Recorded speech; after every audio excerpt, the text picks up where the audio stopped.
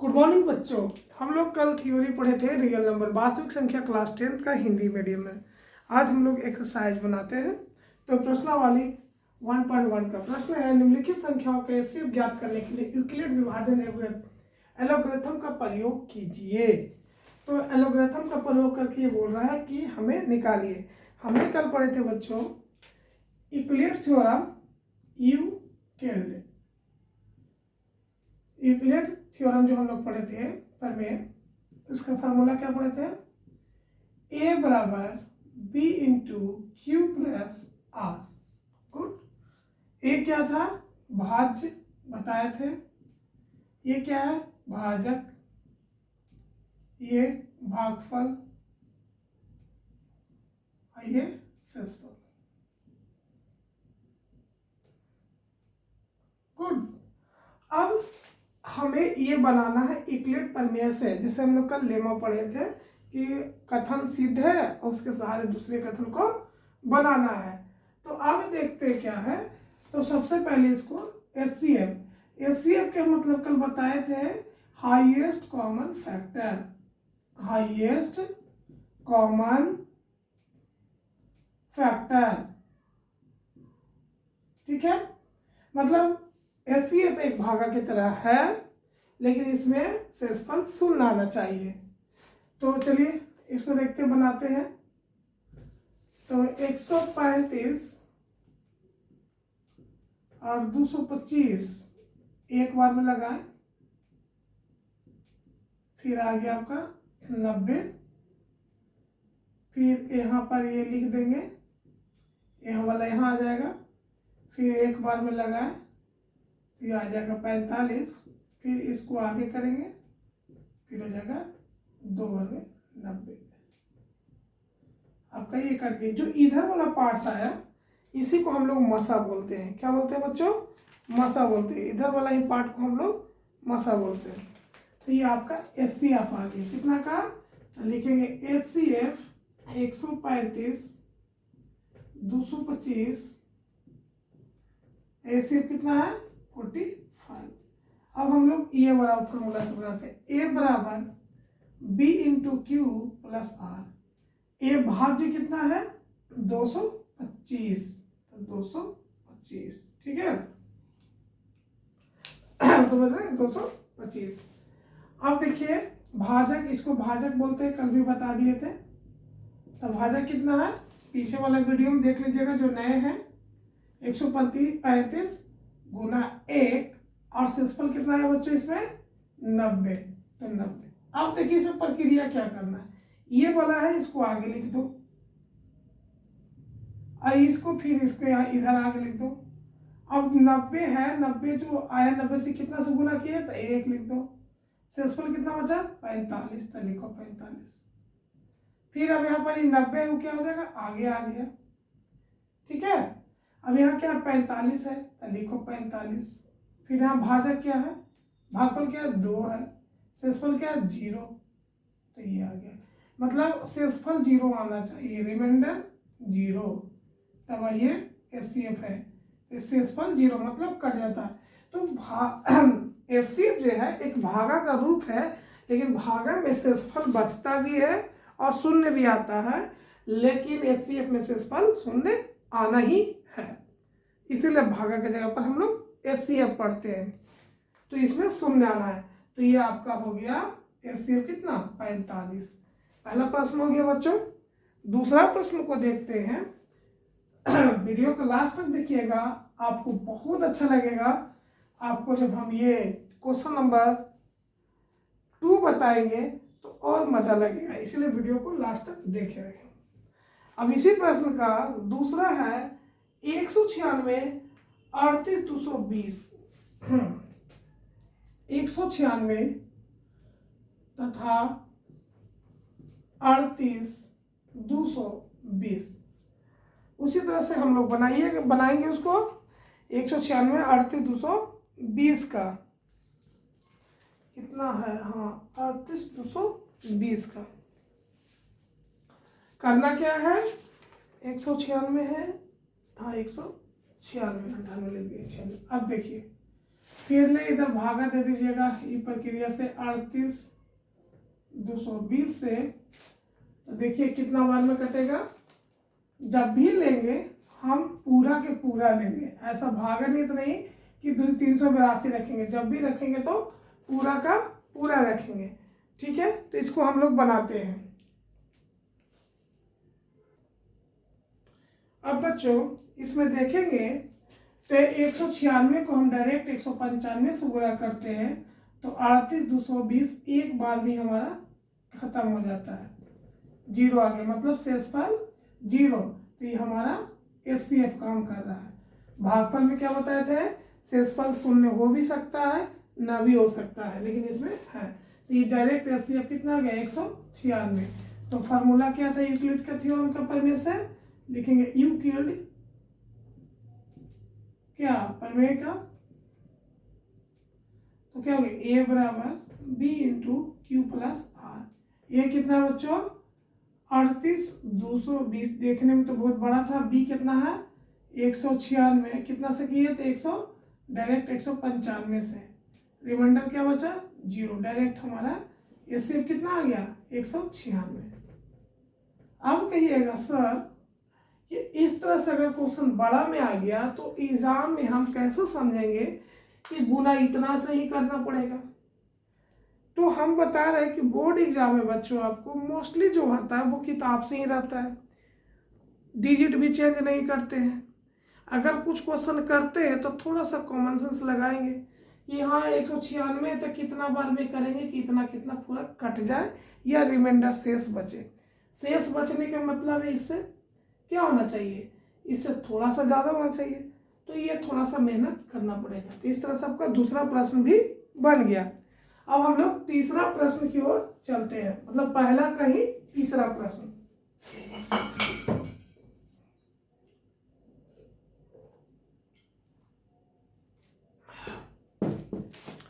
ये है 867 255 क्वेश्चन है बच्चों 867 तथा 255 सही।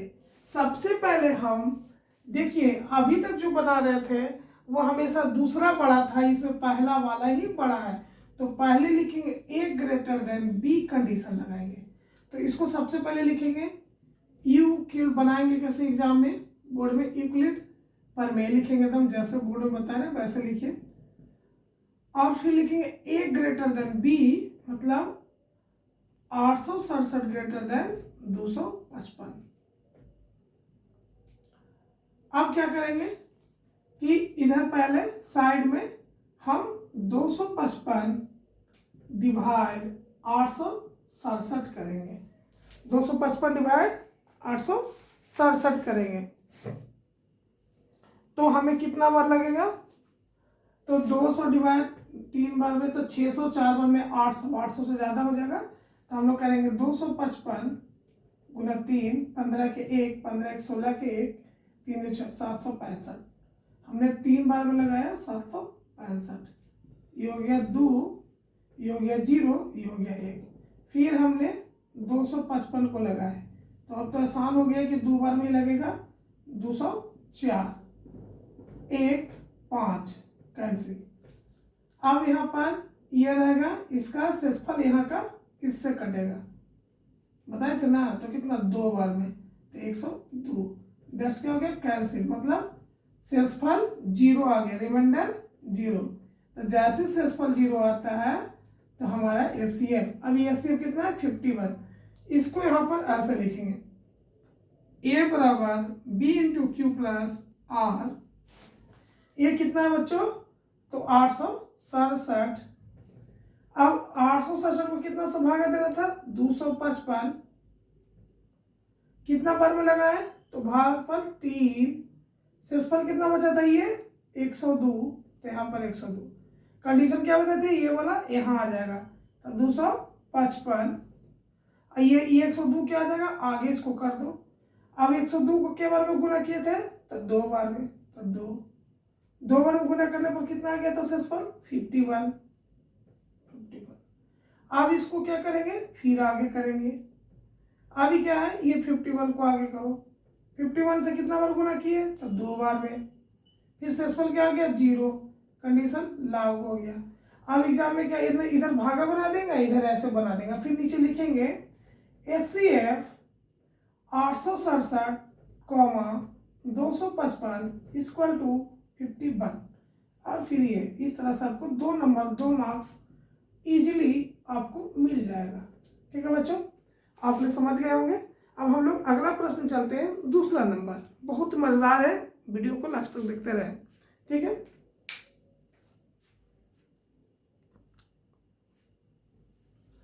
अब हम लोग देखते हैं प्रश्न को, दर्शाइए कि कोई भी धनात्मक विषम पूर्णांक। तो पहले एक एक लाइन को सीखना चाहिए। दर्शाइए मतलब डिडिकेट द एनी नंबर पॉजिटिव, धनात्मक विषम पूर्णांक किसे कहते हैं। सबसे पहले सीखते हैं बच्चों बेसिक पूर्णांक किसे कहते हैं, क्लास 9th में भी पढ़ना है, तो आपको ध्यान देना है। पूर्णांक जिसको इंग्लिश में बोलते हैं इंटीजर।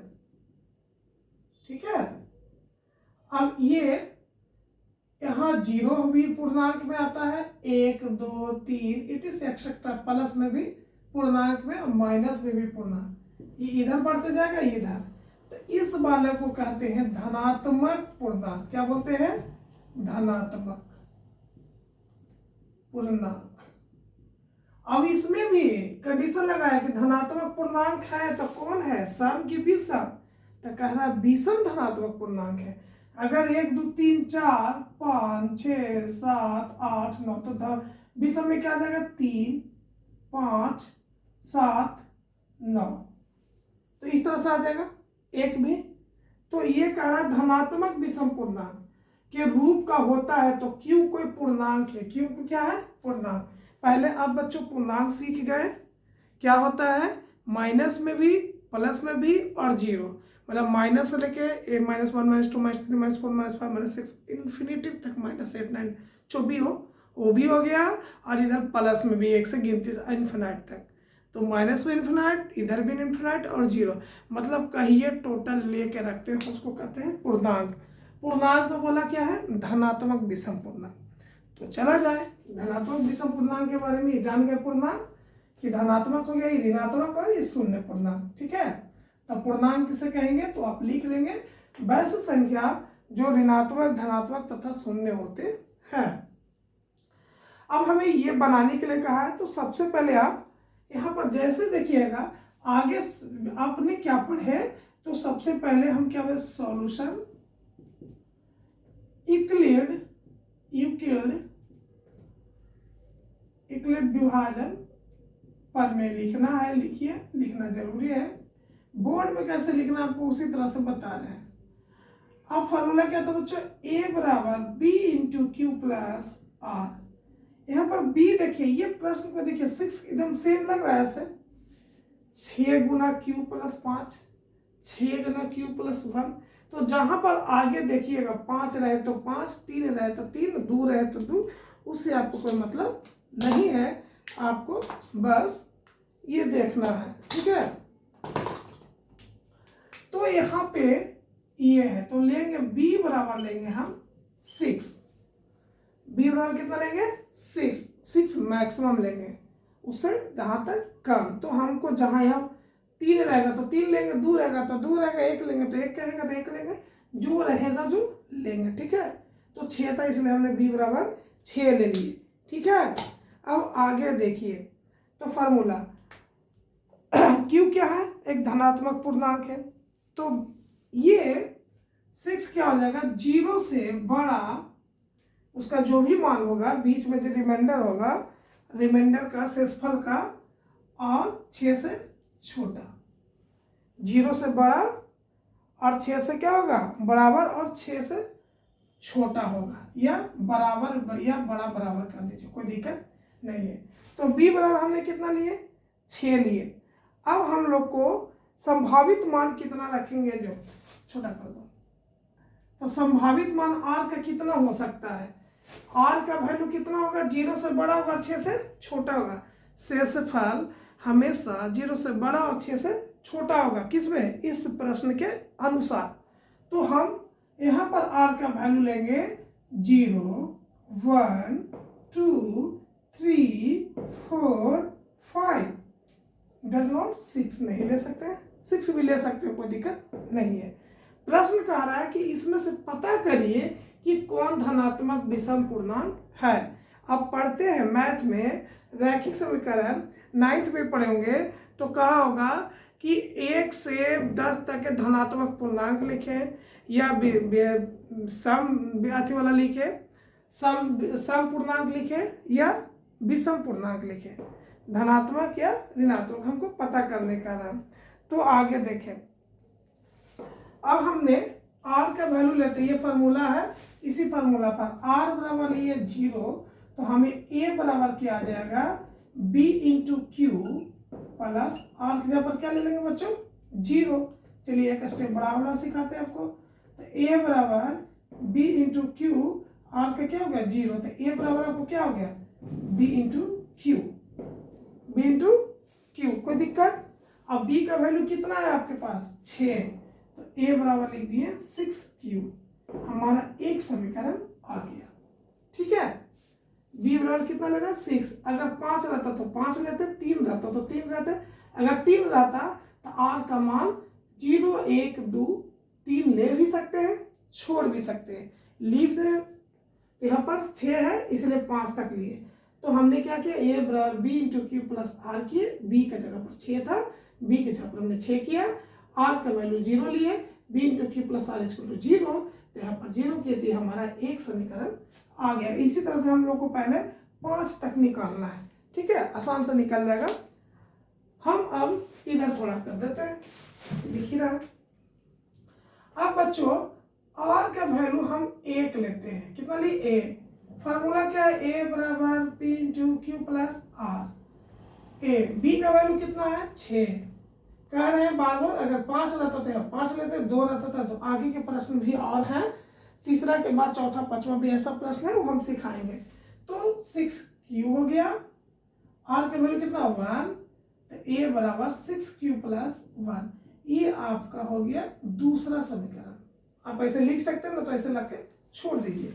फिर इसी तरह से चलिए r बराबर 2 लिखिए, अब फिर फार्मूला लिखिए a बराबर p into Q plus r, बच्चों b का वैल्यू कितना है 6, 6q, r का वैल्यू 2, ये हो गया तीसरा।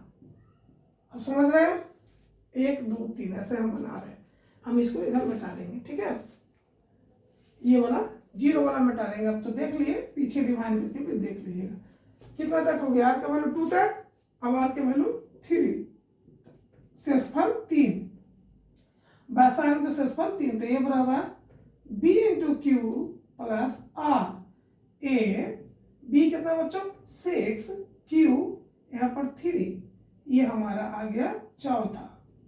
इसी तरह r बराबर कितना ले लिए 4 लिए, तो हो गया a बराबर b into Q plus r, b हो गया 6, q, r हो गया आपका 4। इस तरह से इक्वेशन हो गया 5, ठीक है। अब आगे चलते हैं, r बराबर 5 लिए, a बराबर b into Q plus r, तो b कितना बच्चों 6 इंटू क्यू, अब r 5, ये हो गया समीकरण 6। हमको क्या कहे थे कि यहाँ छेद है तो 5 तक लेंगे, कब से, तो शेषफल 0 से 5 होगा, ठीक है। अगर यहाँ पर 8 रहता, यहाँ पर 3 रहता तो 2 तक, 10 रहता तो 9 तक, 0 से 9 तक। आप इतना ऐसे कॉपी में प्रोसेस बढ़ाएंगे, ऐसे फार्मूला लिख के यहाँ तक 6 तक एकदम ऐसे लंबे जाएंगे। इसके बाद क्या करना है, वो जानना है कि हमको करना आखिर क्या है। तो करना है कि इसमें से हमको सिलेक्ट करना है कि क्या, ये बताओ, साबित करो कि क्या ये धनात्मक विषम पूर्णांक है। तो हमको 6 गो कंडीशन आया, कितना कंडीशन आया 6 गो। तो पता कैसे करेंगे कि कौन धनात्मक विषम पूर्णांक है, तो हम इसके बनाने के बाद आपको प्रूफ भी कर देंगे कि कौन कौन है। तो सबसे पहले हम लिख देते हैं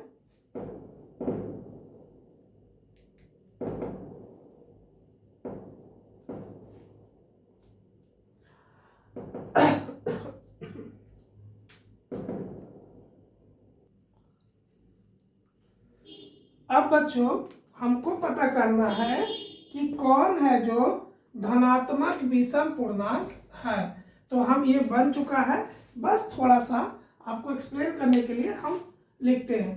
तो सबसे पहले हमारे पास आंसर क्या क्या आया था, तो इसको हम पहले इरेज कर देते हैं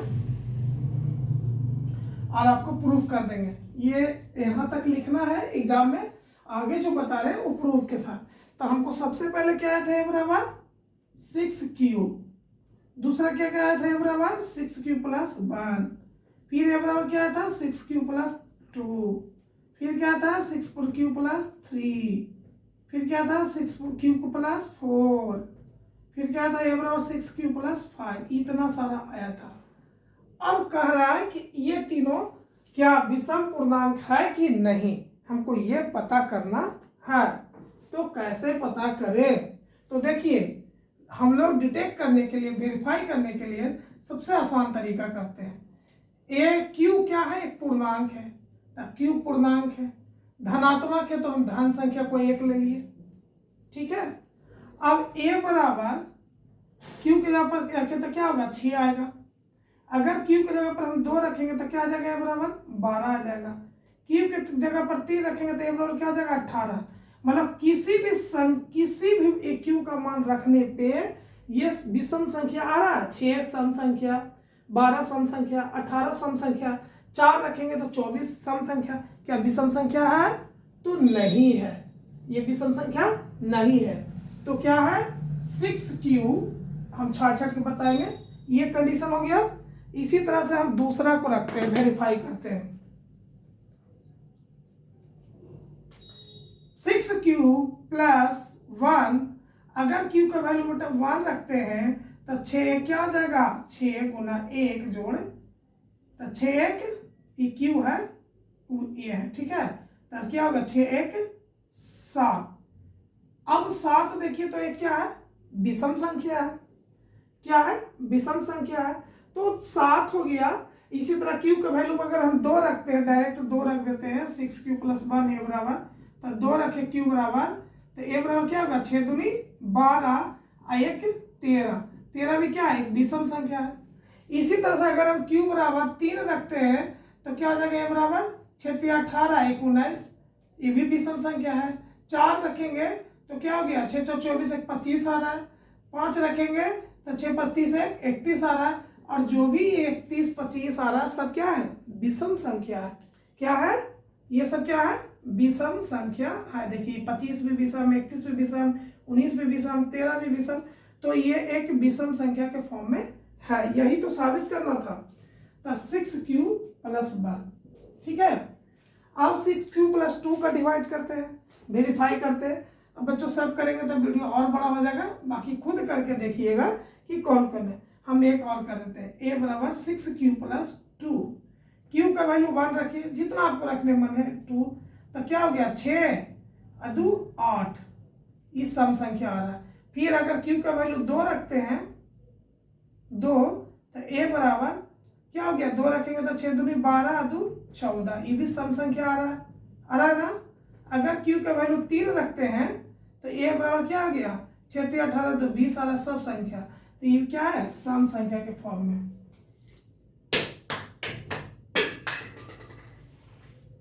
अब देखिए तो ये क्या आ गया, 6q प्लस 2। इसी तरह से इसको चेक करेंगे तो डायरेक्ट हम मुजमानी चेक करते हैं, वीडियो बहुत बड़ा होगा। अगर q का वैल्यू 1 रखेंगे तो 6 3 9, 2 रखेंगे तो 6 2 12 3 15। चलिए ठीक है, तो ये विषम संख्या आ रहा है। 3 रखेंगे तो 6 3 18 3 21, 21 क्या है, एक विषम संख्या है। तो 6q प्लस 3। अब इसमें देखिए शॉर्ट में q का वैल्यू 1 रखेंगे तो 6 4 10, सम संख्या है। 2 रखेंगे तो 6 2 12 2 4 16, सम संख्या है। 6q प्लस 4, इसका वैल्यू सम। इसमें देखिए 1 रखेंगे 6 5 11, 2 रखेंगे 6 2 12 5 17, 3 रखेंगे 6 3 18 3 23। तो ये सब आ रहा है आपका विषम संख्या में। बस इतना आप समझ गए कि इस अंकों का खेल कैसे हुआ। बहुत सारे हम क्या बोल रहे हैं छोड़िए, अब इंसान का इशारा काफी है। हमें आशा लगता है कि वीडियो तो बड़ा हो गया, लेकिन प्रश्न समझ में आ गया आपको कहता क्या है और करना क्या है। अब ये इतना आ गया हमारे पास, ठीक है। अब ये कह रहा है कि बताओ 6q + 1, 6q + 3, 6 + 5 क्या एक विषम पूर्णांक में है? तो हाँ है, तो नीचे लिखेंगे हाँ 6q + 1 हमने वेरीफाई किया ना, वैल्यू रखे, q का वैल्यू रखे, और 6 + q + 3 तथा 6q + 5 धनात्मक विषम संख्या के रूप में है। समझ गए? तो धनात्मक विषम संख्या के रूप में है। लेकिन अगर इसी प्रश्न को बच्चों चेंज कर देता और यहाँ कहता, इतना समझ गए, ये आपका बन गया। अगर यहाँ कहता ये प्रश्न को चेंज करके दूसरा प्रश्न बना देता, लिख देता 6q + 2 तथा 6q + 4, और यहाँ पर क्या देता विषम की जगह सम। लीजिए प्रश्न चेंज हो गया। तब कहता है कि साबित कीजिए, तब फिर सारा प्रोसेस लिख के बना के, और लास्ट में पता है कि सी हमेशा सम में आएगा। कितनों क्यू का वैल्यू रखिए, 5 रखिए, 10 रखिए, 20 रखिए, जितना रखिए सम में संख्या आएगा।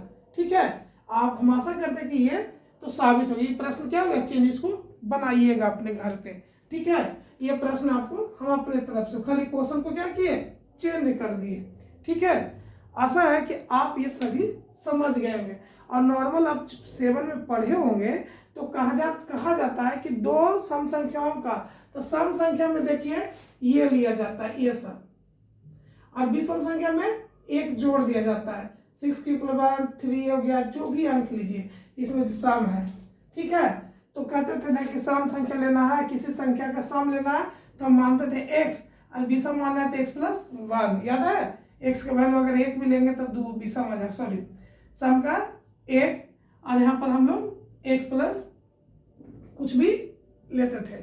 ठीक है, तो आशा करते हैं कि आप बढ़िया से समझ गए। q के वैल्यू रखे कि ये साबित हो गया, यहाँ पर q का वैल्यू जितना रखेंगे वो सम ही आएगा, और दूसरा प्रश्न था विषम रखेंगे तो विषम। ठीक है बच्चों, आज के लिए इतना ही।